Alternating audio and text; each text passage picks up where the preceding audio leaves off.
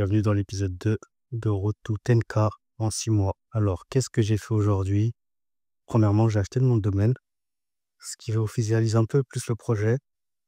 J'ai travaillé sur les mots-clés que j'avais ciblés. Je compte me développer sur 4 axes différents, 4 niches différentes sur le même projet. Et je compte bien segmenter ça, c'est pour ça que je me permets d'en faire 4 en même temps. Et surtout pour maximiser les chances de réussite du projet. Puisque je me lance sur un seul projet, il faut autant maximiser ses chances de réussite. Du coup, là, j'ai trouvé les mots-clés pour un premier axe. Et la première difficulté que je trouve actuellement, c'est un truc que je traîne depuis un peu de temps là. C'est que, puisque je suis pas dans un environnement favorable pour travailler, j'ai du mal à me mettre au travail. Ce qui va faire que je commence assez tard les journées. Et dès que j'ai une coupure qui est due à un élément extérieur à moi, hors de ma volonté, j'ai grave du mal à m'y remettre.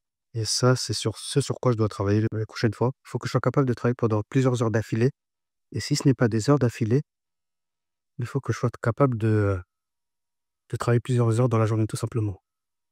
J'aimerais bien, à terme, d'ici les prochains jours, travailler au moins 7 à 8 heures par jour. Quand je dis 7 à 8 heures par jour, c'est travailler de manière efficiente pendant 7 à 8 heures par jour. C'est pas traîner sur les réseaux sociaux, à faire semblant de chercher du contenu, du conseil, de la stratégie. C'est travailler, c'est-à-dire créer du contenu, aussi bien les articles de blog que les vidéos YouTube, faire du montage vidéo. Pour ce qui est de cette chaîne YouTube, je ne considère pas ça comme du travail. Ça, c'est vraiment extra travail. Mais bref, sur une journée qui dure 24 heures, travailler 7 à 8 heures, ça va être le grand minimum quand on a une ambition comme celle-ci. Ça, c'était pour la partie Road to 10K en 6 mois. Maintenant, j'aimerais parler d'un sujet, c'est que le volume annule la chance. Ça, c'est une phrase d'Alex Hormozy. Si tu es entrepreneur, sûrement tu le connais, ce gars-là. Moi, en tout cas, je le trouve génial. Et je trouve cette phrase, elle est lourde de sens. Souvent, on va remettre nos échecs, nos difficultés, en lien avec la chance. Or, on n'a jamais mis assez de volume, assez d'impact pour se laisser une chance de réussir. Par contre, j'ai juste un contre-exemple à ça. Moi, avec ma femme, l'année dernière, à la même période en juin, on a dû on a dû passer plus de 2-3 000 appels de prospection à froid pour essayer de vendre de la création de sites internet. Et pour contre, on s'est heurté à beaucoup de difficultés. Pourtant, là, il y a eu du volume, mais on a réussi à avoir seulement 2 ou 3 clients. Après, il y a plusieurs problèmes qui se posaient. C'est que l'offre, elle était pas ouf, parce que juste créer un site internet, c'était en 2024, certes, mais créer un site internet, voilà quoi. Faut aller plus loin que ça, et c'était pas ouf. Du coup, si tu as du mal à vendre ton offre, à vendre ton service, assure-toi d'avoir une vraie offre irrésistible. Ensuite, et surtout, ça te permet de tester un marché. Parce qu'on aurait pu très bien s'arrêter à faire 50 appels, on n'aurait jamais été sûr de savoir si ça fonctionne ou pas. Bon, là, près de 3000 appels, on est sûr que ça fonctionne pas.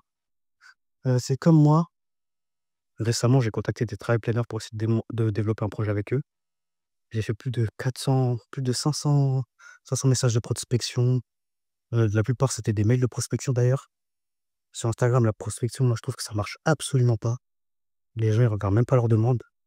Et pourtant, le message, il était ultra personnalisé, il était ultra bien fait. Parce que j'ai déjà fait de la prospection de merde. Et autant dire, quand je fais de la prospection de merde, j'ai pas de problème à le dire. Mais là, pour le coup, les messages étaient super bien faits. L'offre, elle était hyper adaptée à ces personnes-là. C'était vraiment mes clients idéaux. Et pourtant, ça n'a rien donné. Bon, ça, c'est sur Instagram, toutes mes régions, ils voyaient. En majorité, ils voyaient pas. Maintenant, pour ce qui est du mail, j'ai essayé de mettre genre une étude de cas en lead magnet. J'ai eu pas mal de retours quand même. Franchement, j'ai eu de quoi. Je pense avoir eu au moins 10% de retour favorable. Ensuite, après l'envoi du lead magnet, plus rien. Soit on me répondait négativement, soit on me répondait pas du tout.